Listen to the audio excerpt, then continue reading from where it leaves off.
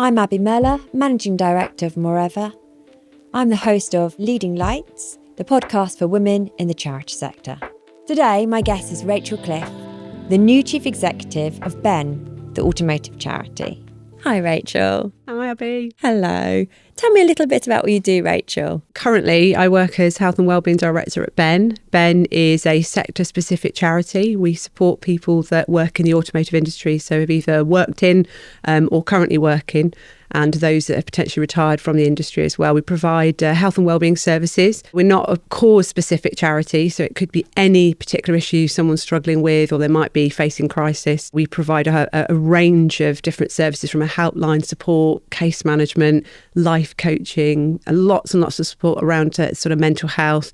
And we're also able to provide financial assistance for people when they're struggling to make ends meet. Obviously, with more recent times around cost of living, we've seen a huge sort of increase and uptick in people needing our services and support. My role, however, is changing. So I will, as of November, be stepping into the Chief Executive role, which is a huge privilege and an honour to be taking that on. A wonderful opportunity to kind of do the work that I love, that I'm really passionate about. Congratulations. It's incredible. Can you just take a step back and tell me why Ben is needed? If you're not aware of sort of sector-specific charities, you perhaps just don't know that these charities exist, but there are lots of the same sorts of charities supporting specific sectors and industries. And why it's important is certainly within the automotive industry. Firstly, it's a very vast industry. Lots of people join and fall into the industry and they don't always know how to look after themselves, how to look after their health and well-being. Ben is short for Benevolent Fund. Next year, we're 120 years old, so we're a very established sector-specific charity. The golden thread in the DNA has been about being there for people when they are in need. Sadly, you know,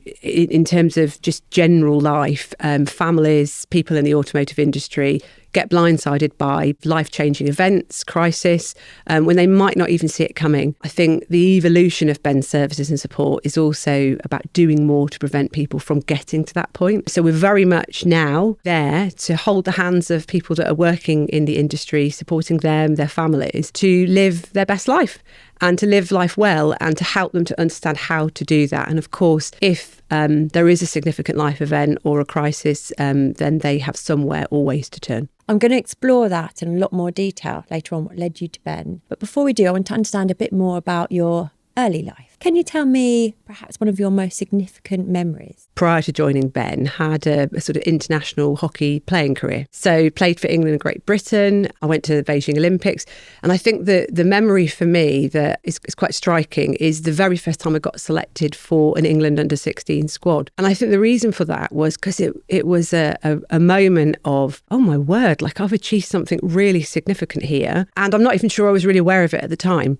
But when I look back, I think that was a bit of a catalyst for me to aspire to be the best that I could be, to keep raising the bar and to use sport to help me to achieve in my kind of personal and professional career as well. I didn't know that about you, Rachel. What led you into sport? My family, really. So my mum used to play netball. My dad was an athlete. He actually ran for England in cross country many years ago. So we were a sporting family, but hockey wasn't necessarily part of that. So a really significant person in my kind of hockey playing career was a school teacher who used to do sort of extracurricular hockey outside of lessons. He kind of wrote me in. He saw me doing athletics and thought, you're quite quick. You could help me. I'm struggling for a right wing. Put a hockey stick in my hand and just said, all I need you to do is run, knock it into the D, and that's all I need from you in the game. So that's what I did. He was like, I think you could be quite good. And he spent an awful lot of time with me at school in the school hall, just honing my kind of basic skills in hockey. And he was pivotal in the reason why I ended up getting selected for that squad, that under 16 squad. So yeah, that is how I got into hockey. I kind of fell into it, really. It's incredible, the people that can become the big influences in your life. Were there other people, do you think, that have played a big role in influencing you? It's difficult to pinpoint just one. Obviously, in more recent times, my husband, Tom, I think we got together at a time when, a bit later on, both really knew what we wanted. When we met, strangely, he was actually at the Beijing Olympics and I didn't even know him then. He was watching me play, but we ended up meeting, getting engaged within 9 months and then getting married within, 18 months. So it was really quick. Certainly hugely influential. And I've got 2 children, so Amelia and Hayden, massively influential in recent times. And of course, my family, my parents. I think my dad is clearly has been very influential in my life. I lost my mum 2 years ago. So I feel like she has been more influential. This sounds strange. She has a real influence on me now more than ever that she's not here, because I keep striving to think, what would mum think? And actually, if only she could see this would make my mum proud. I wish she was here to see this. Do you have clarity in terms of how she'd feel about where you are today? I'm trying to think now, we're nearly 2 years down the line since we climbed Kilimanjaro with sort of industry leaders at Ben. Amazing experience. My mum was unwell in the lead up to that. And with COVID, we spent probably 18 months trying to climb the mountain, but we kept going into lockdowns. We just couldn't get to Kilimanjaro. But when we eventually did, I'd lost my mum actually at that time. But I do vividly remember the one thing that my mum would ask me was, have you climbed that mountain yet? Have you climbed that mountain yet? And when we summited, I remember saying to myself, I have climbed the mountain now, Mum. I've done the mountain. And it was a really, really quite significant moment and a lovely moment as well. That's gorgeous. Thank you. Tell us a bit more about what led you to Ben. So I think in terms of my sort of sport and always wanting to achieve the maximum amount that I could through sport, I was also very motivated to achieve professionally. Never really sure once I'd done my exams exactly what I wanted to do. So when I did my A-levels, I did sort of sports studies and PE, I did psychology and I did biology, and all those 3 things to me screamed out physiotherapy, and don't know how, but it did. And so my background professionally is a physiotherapist. So I trained at university, studied physiotherapy and became a physiotherapist. The degree is a wonderful degree and it's such an incredible profession. And I do, to a certain extent, miss certain parts of being a allied health professional, but I think I use the values and the behaviours that it installs in you as a health professional, even for the kind of leadership things that I'm doing today. So I took a bit of a different turn with physio. I worked in the NHS for 6 years, loved working in hospitals, really loved elderly care, falls prevention, amputee rehab, neuro rehab, all those things. I started to get very interested in the relationship between work, health and wellbeing, and I moved into sort of occupational health, and I moved out of the NHS and worked in sort of welfare to work sector. So supporting people that were off work through long-term illness and feeling like they were unable to get back to work. So I was working as an advisor to begin with, helping people to understand the health condition, how they could manage it and to get them back into work. So to increase their prospects of being able to return to work and actually more importantly stay in work. So I worked for a couple of welfare to work providers, one of them for quite a long period of time, where I was very lucky to progress my career whilst playing international hockey at the same time. Life was really busy, but that sort of whole kind of health and wellbeing journey unfolded for me. And then I went and worked for another competitor as a health director. When I first joined that organisation, I was like, I don't know whether this place is the long-term place for me to be, but I'm going to take the opportunity. It's a very different kind of organisation culturally, and I need to use that and really learn from that. And then Ben, the opportunity came about. I literally wasn't searching. I was the happiest I'd been, and the advertisement just hit my inbox, and I thought, health and wellbeing director. Don't see very many of those job roles around. Let's have a look. Just started the conversation with the sort of executive search agency, and one thing led to another, and I fell into the process, then got offered the job, and I was like, okay. And I'd not worked in the charitable sector before, so it was really something I was keen to do. So it came at a really good time. It almost brought all of the kind of experience that I had gathered to that point into a role that I could really do something quite special. And that's what we've been doing at Ben in the last 6 years, is effectively transforming that kind of health and wellbeing offering. So that's what led me to Ben. The automotive industry bit was a little bit confusing for me because I had a very tenuous link to automotive, which was I used to work as a physiotherapist on a manufacturing sort of site. I did understand a little bit about the challenges in manufacturing in particular, But it's been such a steep learning curve to start understanding the industry. It's vast. There's lots of different subsectors to it. And I'm still on a kind of learning curve. I think the thing for me was, this is about health and wellbeing. This is about people. And I'm really passionate about those two things. So the automotive bit will come. So Lilian was bringing together so many strands of your career to date. What did family life look like at this stage? I've been with Ben now 6 years. My eldest, so Amelia, is now in year 6. So when I joined Ben, she had just started reception. I remember trying to align the crossover between jobs with her going into reception because she wasn't going in full time. And I thought, oh, my baby, she's going to school. So actually I could use this time and spend it with her. So I had a couple of weeks off while she was transitioning from nursery to kind of school. She's now in year 6 and we're applying for secondary school. And Hayden was a baby then as well. So we've been juggling quite a busy sort of family life with both me and my husband working full time as well. So how do you do that? How do you manage life? How do you manage family life when you're in a senior role at a charity? It is about being really organised. And actually at times it's also about not putting yourself under too much pressure to always be able to do everything. And you are going to drop the ball, and that's okay, and not to put yourself under too much pressure and make yourself really miserable and feel bad about that. It's strong communication. Me and my husband absolutely have to know what we're doing, when we're doing it. Life in balance is really important. I have an executive coach that I work with, and I've been doing that more recently. I said to her not long ago, there's a little bit of a disproportionate balance at the moment. I'm not having enough joy in my life. There's some things here that I need to readdress. It's been such an intense period of time at Ben, having gone through the chief executive recruitment process and some of the seismic changes that we're undertaking at Ben. And it was during the summer holidays, I was like, need to get away with the kids, need a bit of time with my husband just to kind of decompress a bit. I did those two things and it makes a huge difference. I don't think we all have enough joy in our lives. So if you can embrace and understand more about just enjoyable things that you like doing and getting that balance right, that's a good thing for people to be aware of. So what does joy look like for you? Joy is most definitely spending time with my family. We don't make life easy. So we've now got 2 dogs. We've also got 2 rabbits. The dogs, gosh, I love those 2 dogs. I've got Ruby and Ralph. We rehomed Ralph more recently. He's a huge German Shepherd cross lab. Ruby is a beagle. Having lost my 14-and-a-half-year-old beagle sort of 18 months or so ago, she was such a significant chapter in my life, really, because I went to get her 2 days after I stepped off the plane from Beijing, and she was almost like a reward for having made the Olympics. When we lost her, it was just heartbreaking. But I realised quite quickly that I obviously couldn't do without a beagle in my life. So we ended up embarking on puppyhood again. And Ruby, she's been a joy. And then adding Ralph into the mix, he's a goofy clown, he's beautiful, but to rehome him has been an incredible experience. And I love my 2 rabbits as well. So I've got Benjamin and Barley. I just love watching them. Sometimes sat outside the back garden with a cup of tea, just watching them. They're so funny, so curious. Love spending time with my dad. He needs to experience things that my mum can't.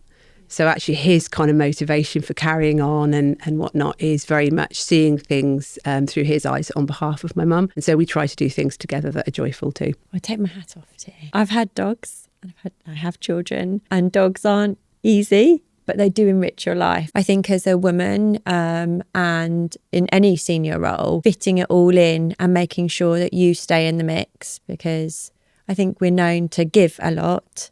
And many of us have the capacity to give a lot, so we do. Yeah. But where are you in the mix? Aside from spending time with others, what do you do personally for yourself? You talked about a coach. That was something I consciously made a decision to do because I knew that we were going to be embarking upon some significant change at Ben. And irrespective of the fact that we were going to be looking for a new chief executive, and I was interested in obviously going through that process, and I thought this is the right time for me to utilise an executive coach, and I'm really glad that I did pursue that, and I'm carrying that on for at least another kind of 6 months, and I think the continuity of that will be really helpful. I think my biggest go-to is probably, and some of this will be to do with my kind of sporting background, is physical activity. So although I don't need to train as hard as I would have used to have done for a particular purpose, actually my go-to is I either need to get on the treadmill, go out for a run, get on the bike, do something physical. It probably needs to be a bit more intense than just going for a walk. I mean, I walk the dogs every day, or between us, we walk the dogs every day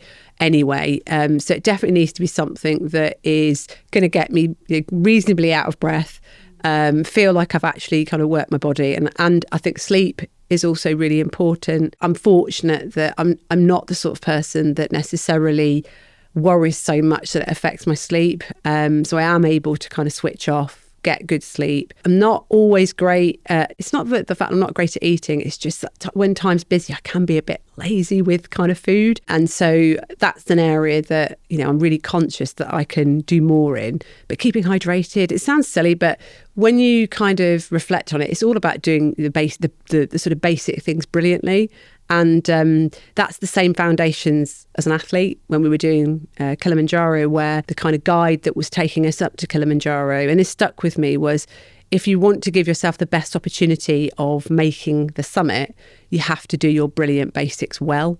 And for Kilimanjaro, that is about eating when you might not feel like it because you feel sick. It's about keeping hydrated. It's about resting when you might not be able to sleep, but trying to get as much sleep as you can. And it's about mindset. So you've got to just keep on framing things more positively. And I think that those are the sorts of things that I adopt day to day. So in terms of the role that you've had at Ben over the last 6 years, tell me what you've enjoyed. Tell me what you think your achievements have been, or what success has looked like in this role. I think one of the first things to acknowledge is that it's been like the quickest 6 years of my life. I genuinely, it almost feels like you blink and where has that time gone? And I can only put that down to, we've had some significant things happen during that time. So with COVID and the kind of impact that had on every charity. A couple of things I'm really kind of proud of is that we have reinvented the offering that we provide to the industry. So have transformed what we do and how we do it and how we talk about Ben. There is still an awful lot of work to do because awareness is a big challenge for us, because the industry is so big and so vast. It's got lots of different pockets. How we reach people and helping them to understand what we do is probably one of our single largest challenges, both for generating income and also making sure that we're there for people, that it's not based on being lucky enough to know that Ben exists. So there is much more work to do, but our offering is really strong and I'm really proud of that. One of the other things that I think I'm really sort of proud of is how Ben has enabled me to really consolidate my view of the world around health and wellbeing and what that looks like. So we sort of revamped a sort of general model, which was about having 4 pillars around physical, mental, social and financial sort of health and wellbeing into a dashboard. And the dashboard's called My Life. It's got 2 dials on it, that represent your physical and your mental health, and that can change and vary day to day. And then inside the dashboard, you've got your kind of well-being. And it's this bit that places you most in control of your life and your kind of physical and your mental health. So that it's made up of sort of 6 areas that range from how you manage your emotions to what's my home life, what's my work life, what's my lifestyle like, and ultimately, actually, what do I know about myself and what motivates me, what drives me, and it's all these kind of areas around well-being that places you most in control of your physical, your mental health, that makes us resilient. And actually, if you do have like a long-term or a chronic health condition, can enable you to better manage that condition as well.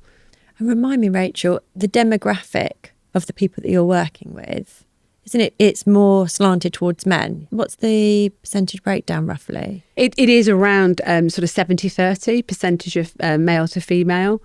So there's an element to that I suppose the stigma attached to a male audience is that they're less likely to reach out sooner. And what we do find, unfortunately, is men in particular, turning to us when they're more at crisis. And quite sadly, actually, that we do have an issue in the industry around mental health and suicide in particular. It's a bit of a stark topic, but it's a reality.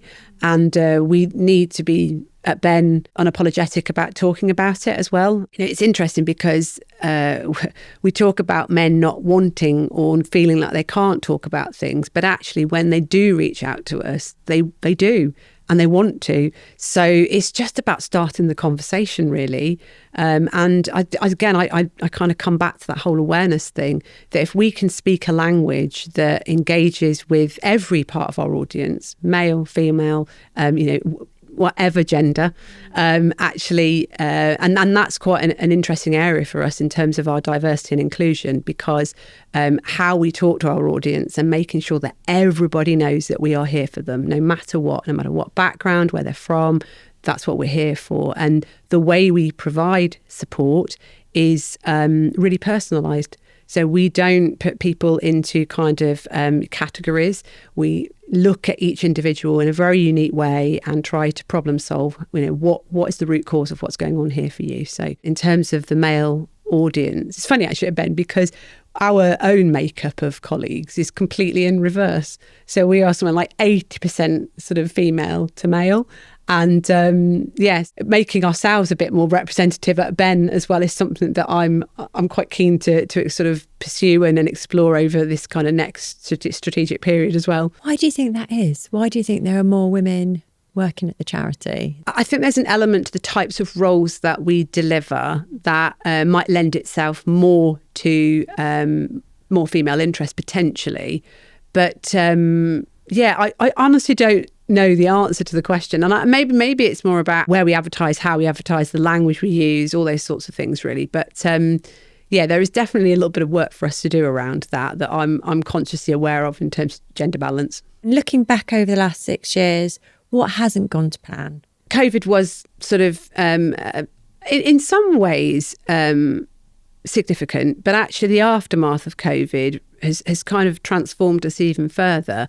So that didn't go to plan. We had to respond. Strangely, we faced something that we weren't expecting because of the furlough scheme. The industry went into, lockdown and shut down. And so strangely, there were cases that we were working with that were feeling better because they weren't at work. And then there was an element of a real drop in service demand. And it was like, how do we reach people? Because they need to know we're still here for them. Because whilst, the first kind of 2 to 4 weeks of not being at work might feel lovely when it's sunny and shiny, because it was during the first lockdown, actually the reality is over time this is going to take its toll. And of course, that is where we found ourselves. Certainly since 2018, we've seen a massive uptick in the number of people that have reached out to us for support, almost like 400% uplift from where we were. And we've had year-on-year growth in service demand since COVID in particular. So for our helpline and the number of people we're supporting and the number of interventions we're delivering, I kind of feel like it was a blip, but actually it worked in our favour, because what we've been able to do is deliver on more charitable impact post-COVID as well, and to do more and use it as an opportunity to raise our visibility and to raise awareness that we're here.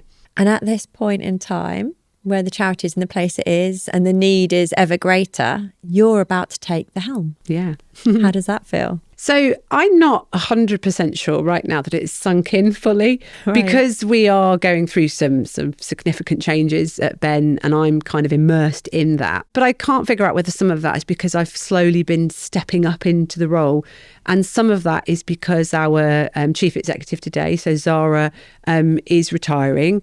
And therefore, we've known this is coming. Not that I was going to be appointed, because the process that they undertook was very full, very thorough against other external candidates. That was a real journey of self-discovery. I can't explain it, because I hadn't entered into an interview process or a process such as a chief executive process before. For 6 years, I've been immersed in what we've been delivering at Ben.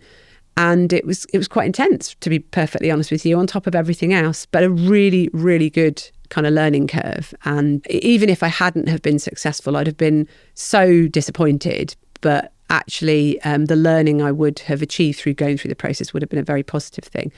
But we've been preparing for a new chief executive in our own executive team, and what that means, what that looks like, and look into the future.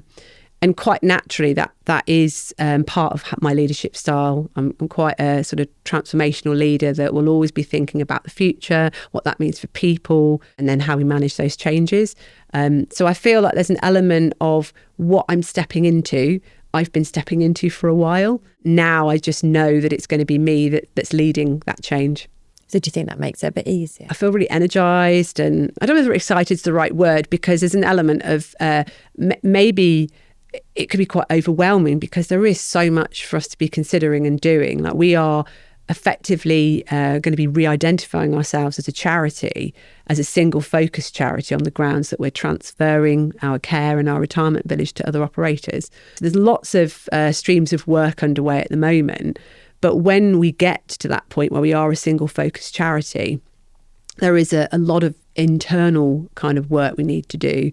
And that's about building our culture and identifying, what we want to look and feel like to work at Ben, but also then what that means for how everyone else externally experiences Ben too. So we are really on a big transformation journey with some very big and bold strategic objectives. So we are looking to triple our charitable impact, to double our kind of net to mission income, and to raise awareness from 1 in 5 to 1 in 3. These are very ambitious targets. And of course, we'll be embarking upon our journey of kind of sustainability as well. That's an important part of our journey over the next 5 to 10 years too. So you've got a really big job to do. Yeah.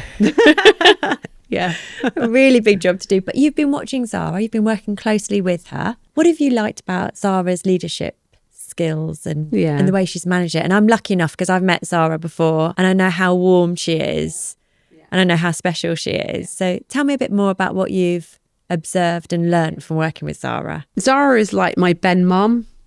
She has nurtured and really cared. I've been through some quite significant challenges whilst working with Ben. Now, I pride myself on being really resilient, but I've had my own health challenges during that kind of 6 years. Obviously, I lost my mum during that a period of time as well. So her kind of compassion for that it is, and I think that is, certainly. When I spoke earlier about being a health professional, compassion is a really important part of my demeanour and my sort of traits as well. That kind of nurturing, but allowing me to have enough freedom to kind of do what I needed to do to make the transformational changes I need to make at Ben. So I think that is some key learning, is noticing where people need that freedom to kind of do things and allowing them to do that, just carefully kind of not monitoring but overseeing and making sure that that she's known that I've known that she's there when I've needed her. So that's something. There's an element to me that springs to mind, which is about keep calm and carry on. That is Zara. We're a complex organisation made up of different types of staff groups. That brings about an awful amount of challenges just because of the nature of the work that we deliver across the organisation, and just some of the kind of people and customer issues that we face.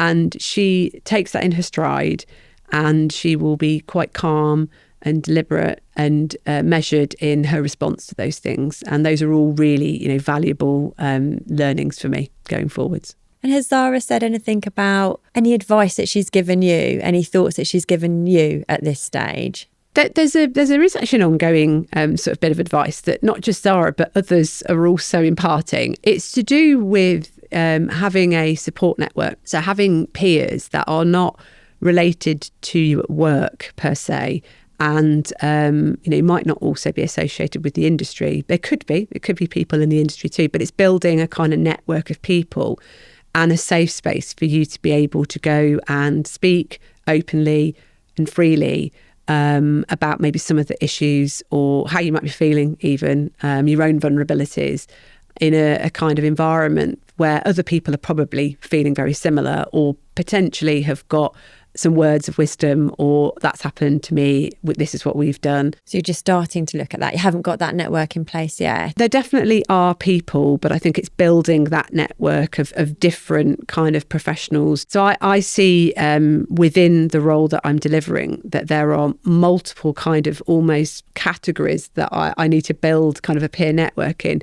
So that would be in the kind of health and wellbeing space, because that's the charity and charitable side of what we do. There's the charitable world, so people that are working in charity, so senior leaders or the chief executives that again would be, amazing peers. And then there's the automotive industry and all of the different kind of senior leaders or other sort of individuals to turn to. And I think there's a blended mix of me nurturing all of those kind of groups to support me in the delivery of my role going forwards. And it's a vice versa thing, isn't it? Like you're giving to them the support and they're giving to you the support. Yeah. These networks become so important. I think there's a thing, perhaps since the pandemic, where whatever your role is, finding that network. I know I personally put so much time and effort into my network of agency founders for that very reason, because of the support we can provide each other in the roles, in the good times and in the bad times. Yeah. And you can guarantee someone's been through that problem before or had that challenge before and has overcome it or has got some ideas about how you might. Yeah. If you were to look back at your younger self and give yourself some advice, you've talked a lot about the role that hockey and being an athlete has played in your life. But what advice would you have given to help you get to where you have today? What advice can you give our audience that are listening? I'm not sure that if I'd given this advice to the younger person that I was then, how things would have played out for me, because there's elements to this that give you the edge in the sporting context. This will make sense when I say what it is. So that the race in life is always with yourself, not with everyone else. There is an element when you're younger that you are more likely to compare yourself to other people, to want to be potentially better than other people, but it's what are you measuring that on being better? Certainly, for me, I'm trying to instill this in my own children, is just remember that the race in life is with yourself, and that you can always strive to be better. And as long as you're giving the best version of yourself, that's all I can ever ask of you. And that's what I sound Sports Day for them as well. I'm like, just do your best. If you do your best, I can't ask any more of you than that. That would be the kind of single largest bit of advice. But I'm not sure whether or not you need that competitive edge in sport. But certainly when you're thinking about the type of person that you want to be, it's that element of just being at your best and not necessarily comparing yourself to other people, but also taking some pride in how you can enable other people to be their best as well. It's interesting you brought up your daughter as well and your children. Your daughter's watching everything that you do. What do you think the impact is on her in her life? I suppose it's a very different upbringing to what I had. My mum did work, but she didn't work full time, and the types of jobs that she did were very different. So there's an element of, both of my children growing up in an environment where mum works full time, and she always has done. So right from quite an early age, that will instill, I imagine, Amelia in particular will probably end up doing the same. She will work, and I think it will install that kind of, continuous kind of element of wanting to improve, wanting to progress. I don't put them under kind of any pressure whatsoever. I'm very kind of free with how I manage the kids and what they do. I give them opportunity to try new things, and I want them to make decisions about things that they're passionate about. So that's the other thing that I think they'll see in me, is that what I do, I'm passionate about. I'm also really very conscious that managing your emotions in life is really key. It's not always about holding your emotions back, but it's understanding the emotions you're feeling.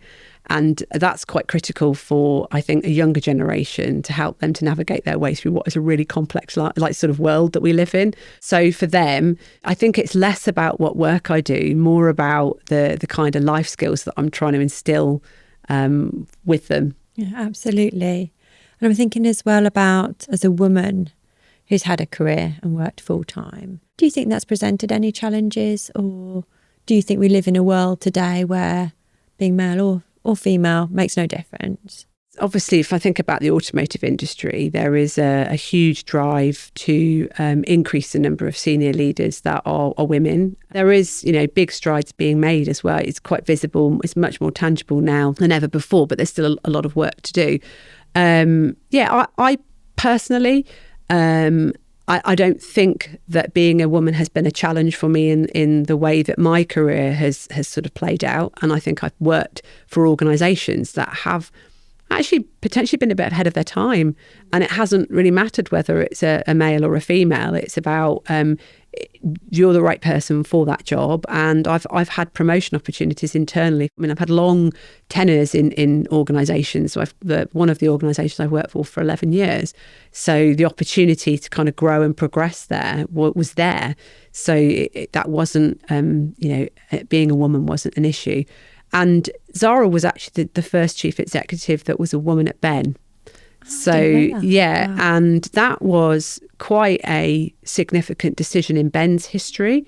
And the fact that that's then been continued with myself and my appointment, again, really positive. I am a strong kind of advocate for opportunities for everyone, male or female.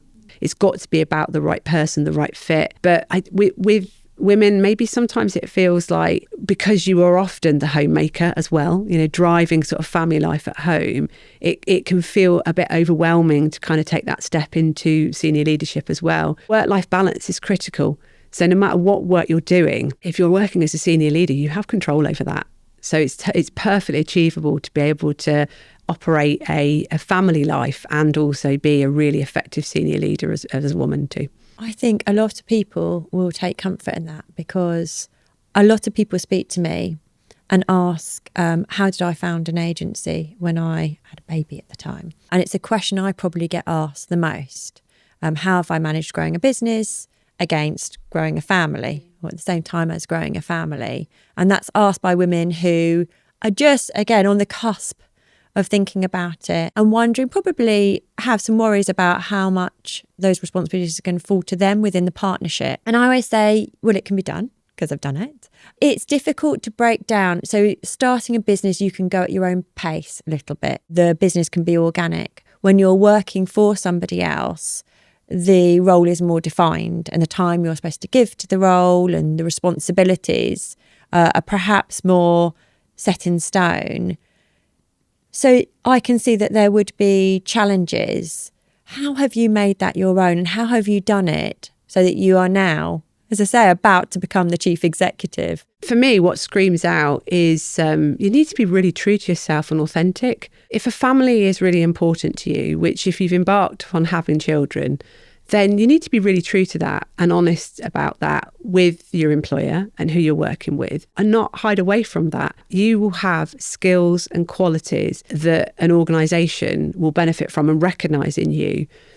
And if you're upfront and honest about the importance of your family and what that means to you to be the effective person that they want, and you almost set those kind of boundaries and those parameters right from the start, that for me has, I think, been the most effective way that I have managed my kind of work-life balance, is being honest, being true to myself, being authentic, and actually talking about my family so that people can see how important that is and how that actually improves my ability to do the job that I perform for the organisation.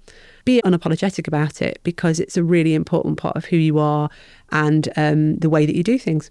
I think this is the new wave of work. This is what work has looked like, perhaps maybe since the pandemic, and we all had an understanding of our priorities and what's important to us. But certainly in the last few years, I think people have begun to understand that it's a whole person that's coming to work. Yeah. And that you're allowed to bring that whole person. And I think that's what you're talking about. Yeah. And that honesty is really important, because we have so much to give. There's absolutely no need to stop if it's what you love doing or what you need to do. But it's nice to know that there can still be progression. I remember many years ago, a joke amongst my friends was, I think one of my friends who worked for a very large company said, after her third son, and I'm talking a long time ago, if I come back, I'll be the cleaner, from being quite senior. And that's what it looked like. But I think things have changed, and I think you're what the future looks like in terms of leadership, in terms of bringing our whole selves to work. And the more we see it and the more we hear it, the more we're going to be comfortable doing it as employees as well. The whole person, a whole system piece is something that stems back to being a health professional. So when somebody would come for an assessment, you would look at the whole person and say, well, what is it that's impacting on this person as to why they're presenting with a shoulder problem or a back problem? And more often than not, there'll be other psychosocial factors that are influencing how they're experiencing this problem, what it means to them. I do think that I apply those principles to how I would manage people in the workplace. And we used to refer to it as whole person, whole system. So what else is out there that we can support this person with? Statutory provision, other charitable provision, what can they benefit from that isn't just about the services that I'm providing today. So I totally agree. And like I said, I just think that this whole bit around understanding yourself and knowing who you are is really critical to senior leadership, and also making that step up to be a chief executive as well. And Rachel, with everything you've got going on and everything you're about to have going on, are you happy? I am. Yeah, I really am. But ultimately, I think that comes down to being, to gratitude. Gratitude's quite an important part of how I view the world. I'm very grateful for what I have. I do feel like working for a charity, no matter what position that you're working in, I do feel like it's a privilege and an honour to work for a charity, because everything you do is for a really good purpose. And although some days are tough with the stories that you hear and the bad things that happen in life to people, to families, but then the difference we make is every day to the people that we serve is really humbling and very uplifting, and is gets me out of bed in the morning and helps me to think about the decisions that I'm making and what I'm trying to influence, and that makes me happy in itself. But I have a lot to be grateful for. I have my health, I have my wellbeing, and that's the greatest asset that we all own. And I'm on a bit of a mission to talk more about that and why that's so important. But I have a lovely husband, 2 lovely children. I've got a house full of animals. I've got a wonderful family. I've got 2 sisters, my dad, my mum looking over, so all those things. It's the gratitude that I have for all of those things that I think ultimately makes me very happy. Yeah.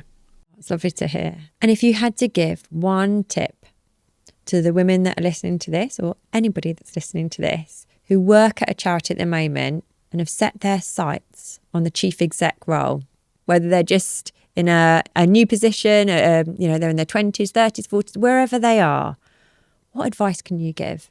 So I'm going to kind of go back to a point that I just made around being aware of yourself. And I've alluded to the fact that the kind of chief executive process was a bit of a journey of sort of self-discovery. So if you have this kind of itch and you want to scratch it, then do it. But one of the things I would say is really, really get to know yourself, because it is incredibly helpful and powerful as you're embarking upon that kind of next step. And I suppose the structure that I would advise people to use is really about understanding your core beliefs. What are your core beliefs about the world? What are your core beliefs about yourself? And that is fundamentally what underpins your kind of values and your behaviours. And those things for me are imperative for you to understand, to be able to kind of move into a chief executive role. So you've got to really know yourself impeccably well. And if I was to give you an example of one area of a core belief, it's really, really straightforward, is that I believe that no one human being is more important than anyone else. That's a firm kind of core belief that I have. And that lays the foundations for me that I believe in equality, I believe in fairness, and I believe in humility. There's a set of all different core beliefs that I worked through as I was embarking upon the kind of recruitment process. And that will help to shape and define who and how I am as a leader.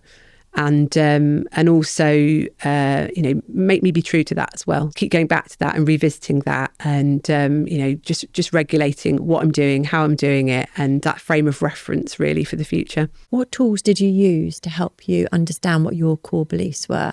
Truthfully, I didn't use any tools. I sat down and for a period of time just started writing what do I believe? What was the world look like today? And what do I believe? And then I thought, what do I believe about myself? Why have I got these values? So I almost did it in reverse. And it kind of took several iterations, but that clarity around it was like incredible, quite life-changing actually. It sounds a bit sort of cliche, but it really was, and very much helped me to shape my kind of responses to the type of leader that I would be for the organisation. So yeah, that for me was a very, very powerful exercise to go through as embarking upon the change for where I am now to Chief Executive. So everyone should have a go at writing down their core beliefs. Their core values to start with, and then unless they're really clear on what their core beliefs are now, and they can then start to make the connection between that and their values. But my starting point was, right, well, I think I might be able to pinpoint my values, my top 10 values, and then you start to strip it back as, well, why do I have those values? What is it? What are my core beliefs about how I view the world and also how I view myself in the world? I'll be trying this later. Definitely. You've inspired me. Absolutely. When you said that there were learnings from that interview process, is this what you meant? Yeah. I mean, I had never been through an internal process before either. And that is a bit kind of odd when you're sort of being interviewed by people that you know, so trustees in particular that you know, and you know quite well, having been with an organisation for 6 years. But I really put some boundaries in place and said, I'm going to approach this as if I'm an external candidate. So I took that approach. I wasn't standoffish. I went through quite a deliberate process with the executive coach that I'm working with in terms of the process to say, well, how do I want to show up? How do I want to present myself to people that already know me? And I was really true to that, but I was just really prepared for it. And it was really helpful to kind of talk that through with the executive coach that I was working with, that I'm working with, yeah. Rachel, is there anything I should have asked you that I haven't? We're talking about my journey and my experience, and we're talking predominantly to a female audience. Is there anything I should have touched on? Maybe something a bit fun, like what's the latest sort of Netflix or box set that you've watched? Go on then, Rachel. Come on. It's on BBC iPlayer. It's Colin from Accounts. I don't know if you've seen it. Colin from Accounts. I've seen it. It's brilliant. Have? Yeah, great recommendation. So much fun. Love. Obviously, it's got a dog in it, so clearly that's a tick. But there's some moments in it that you kind of just go, and you're a bit shocked because it's so funny and jovial, and then you have these serious moments where you generally a bit stunned. So we've got 2 more episodes of the second season to watch. But yeah, it's a goodie. It's a fun. Goodie, and you're in a hard position where you're about to finish something you love, and you'll be looking for a recommendation for something equally as good. Absolutely, yeah. Good luck with that, Rachel. Thank you so much, Rachel, for your heart-to-heart today. I really appreciate it. We're out of time, so that's a wrap. Thank you very much for having me. Thank you.